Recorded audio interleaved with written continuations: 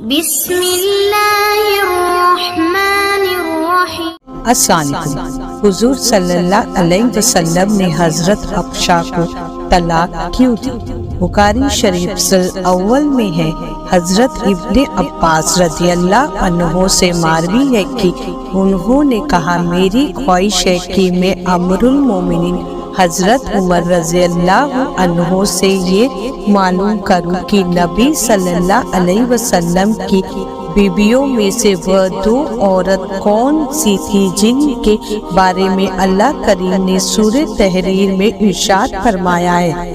آپ کہتے کہ ایک مرتبہ میں نے حضرت عمر کے ساتھ حج کیا، آپ راستے سے مڑے تو میں بھی چھجن لے کر ان کے ساتھ مڑا، وہ آگے چلے گئے اور اپنی حاجات پوری کی۔ جب واپس آئے تو میں نے ان کے ہاتھوں پر پانی ڈالا، انہوں نے وضو کیا تو میں نے پوچھا، اے امیر المومنین، اللہ کے نبی کے ازواجوں میں سے وہ کون سی دو تھی جن کے بارے میں اللہ عز و جل نے فرمایا، اگر تم دونوں اللہ کی جانب میں توبہ کرو تو بہتر ہے؟ حضرت عمر نے فرمایا، اے ابن عباس، آپ پر تعجب ہے، یعنی آپ کو پتہ نہیں، اس سے عائشہ اور حفصہ مراد ہے۔ یہ کہہ کر آپ نے پورا واقعہ بیان کیا اور فرمایا، میرے ایک انصاری پڑوسی مدینے کے دیہات میں بنی امیہ بن زید کے گاؤں میں رہتا تھا، میرا بھی پڑاؤ اس کے ساتھ تھا۔ ہم باری باری حضور نبی کے کریم صلی اللہ علیہ وسلم کی بارگاہ میں حاضر ہوتے تھے۔ ہم قریش کے لوگوں عورتوں پر غالب رہا کرتے تھے، لیکن جب ہم مدینے میں انصار کے پاس آئے تو دیکھا ان کی عورتیں ان پر غالب ہیں۔ یہ رنگ دیکھ کر ہماری عورتوں نے بھی انصاری عورتوں کا وطیرہ اختیار کر لیا۔ ایک بار ایسا ہوا، میری بیوی نے مجھے جواب دیا جس پر میں اس سے ناراض ہوا۔ وہ کہنے لگی، آپ میرے جواب دینے کیوں برا سمجھتے ہیں؟ حالانکہ نبی کریم صلی اللہ علیہ وسلم کی بیویاں بھی ایسا کرتی ہے، اور ان میں سے کوئی تو شام تک آپ صلی اللہ علیہ وسلم سے خفا رہتی ہے۔ حضرت عمر فرماتے ہیں، یہ سن کر میں گھبرایا اور کہا، ان میں سے جو بھی ایسا کرتی ہے وہ بڑا نقصان اٹھائے گی۔ پھر میں نے اپنے کپڑے پہنے اور اپنی بیٹی حفصہ کے پاس چلا آیا۔ میں نے حفصہ سے کہا، کیا تم میں سے کوئی سارا دن اور رات رسول اللہ صلی اللہ علیہ وسلم کو غصے میں رکھتی ہے؟ حفصہ نے کہا، ہاں۔ میں نے کہا، جو ایسا کرتی ہے وہ تباہ و برباد ہوئی۔ کیا تم اللہ کے غضب سے نہیں ڈرتی؟ کیا اس کے رسول کو غصہ دلاتی ہو؟ یاد رکھو، ایسے کرنے سے تباہ ہو جاؤ گی۔ رسول اللہ صلی اللہ علیہ وسلم سے نہ تو بہت فرمائشی کیا کر اور نہ جواب دیا کر، اور نہ آپ سے ناراض ہوا کر، اور اگر تجھے کسی چیز کی ضرورت ہو تو مجھ سے مانگ لیا کر۔ تو اس دھوکے میں مت آ، تیری ہمجولی تجھ سے زیادہ خوبصورت ہے، اور رسول اللہ صلی اللہ علیہ وسلم تجھ سے زیادہ اسے چاہتے ہیں۔ اس سے مراد امیر المومنین کا اشارہ حضرت ام المومنین عائشہ رضی اللہ تعالی عنہ کی طرف تھا۔ حضرت عمر فرماتے ہیں، پھر ایک دن ایسا ہوا کہ میرا انصاری ساتھی مدینے سے واپس لوٹا تو زور زور سے میرا دروازہ کھٹکھٹانے لگا۔ میں نے پوچھا، کیا ہوا؟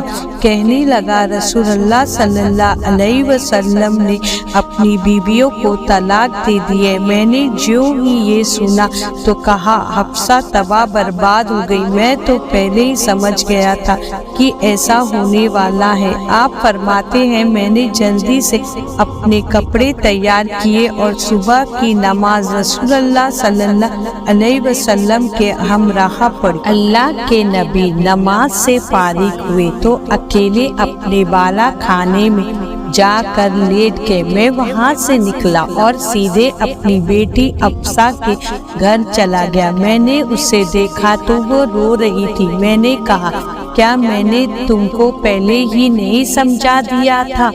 اب بتاؤ کیا واقعی رسول اللہ صلی اللہ علیہ وسلم نے طلاق دے دی ہے؟ وہ کہنے لگی مجھے نہیں معلوم، آپ رسول اللہ صلی اللہ علیہ وسلم سے جا کر بالا خانے میں پوچھ لے۔ میں وہاں سے نکلا تو دیکھا کچھ لوگ مسجد نبوی شریف کے منبر کے پاس بیٹھے ہیں اور ان میں سے کچھ رو بھی رہے ہیں۔ میں کچھ دیر ان کے پاس بیٹھا اور پھر دربان سے کہا رسول اللہ صلی اللہ علیہ وسلم کے پاس جاؤ اور عرض کرو عمر ملنے کی درخواست کر رہا ہے۔ دربان نے حضور نبی کریم صلی اللہ علیہ وسلم تک میری عرضی پہنچائی مگر آپ نے خاموشی اختیار فرمائی، یہاں تک کہ دربان واپس آئے اور مجھ سے تمام بات کہہ دی۔ میں یہ خاموشی سمجھتا تھا، لہٰذا میں واپس مڑا اور دوبارہ لوگوں کے پاس جا کر بیٹھ گیا۔ پھر کچھ دیر بعد میں دوبارہ اٹھا اور ملاقات کی درخواست کی مگر پھر حضور نبی کریم صلی اللہ علیہ وسلم نے خاموشی اختیار فرمائی۔ بس جب تیسری بار میں نے غلام کو اندر اجازت کے لیے بھیجا تو پھر اس نے باہر آ کر وہی کہا۔ میں مایوس ہو کر واپس لوٹنے ہی والا تھا کہ غلام نے مجھے کہا عمر رسول اللہ صلی اللہ علیہ وسلم نے آپ کو اجازت دے دی ہے۔ چنانچہ میں اجازت پا کر حاضر دربار ہوا تو دیکھا کہ رسول اللہ صلی اللہ علیہ وسلم ایک بوری پر لیٹے ہوئے ہیں جس پر کوئی بچھونے وغیرہ نہیں تھا اور آپ کے پہلو مبارک پر بوری کے نشان پڑ گئے تھے اور چمڑے کے تکیے کے ساتھ تیک لگائے ہوئے تھے جس میں کھجور کی چھال بھری ہوئی تھی۔ میں نے سلام عرض کیا اور دریافت کیا کیا آپ نے اپنی بیویوں کو طلاق دے دی ہے؟ آپ نے نگاہیں میری طرف اٹھائی اور فرمایا نہیں۔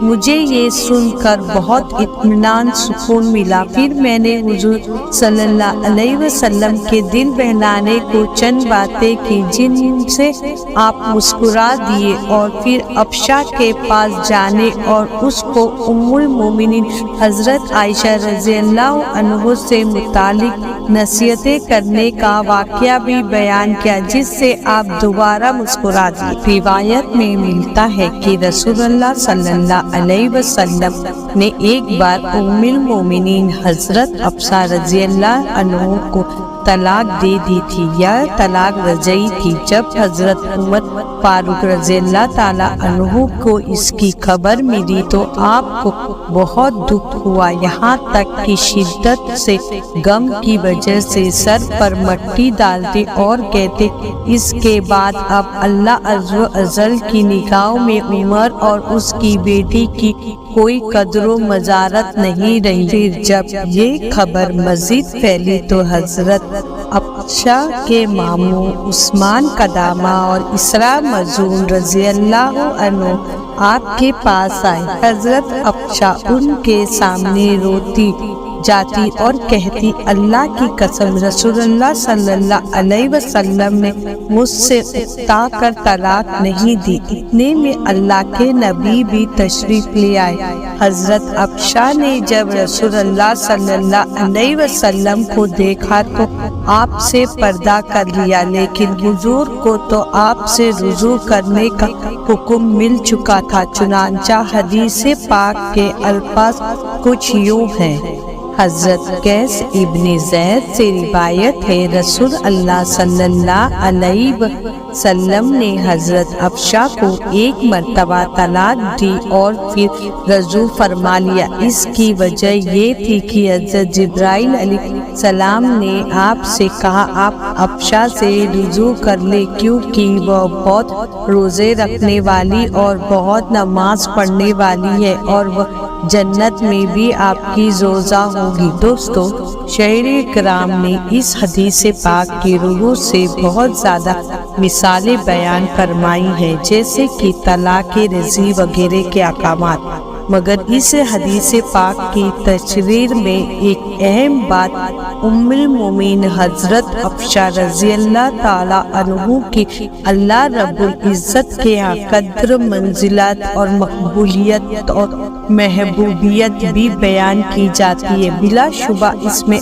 آپ رضی اللہ عنہ کی سیرت کردار کے پہلو کو اجاگر کیا گیا ہے۔ دعا ہے اللہ وحدہ شریک مرکزائے پور انور پر اپنی لا تعداد رحمتوں کا نازل فرمائے اور آپ کے صدقے ہمیں کامل ایمان کی دولت نصیب فرمائے، آمین۔ دوستو، اگر آپ کو اس ویڈیو سے کچھ علم حاصل ہوا ہو تو ہمیں لائک، شیئر اور سبسکرائب ضرور کیجیے گا اور نوٹیفیکیشن کا بیل بٹن آن رکھیں کہ ہماری ویڈیو آپ تک پہلے پہنچے، اور جاتے جاتے ایک لائک اور کمنٹ ضرور کیجیے گا۔ اللہ حافظ، دعا میں یاد رکھیے۔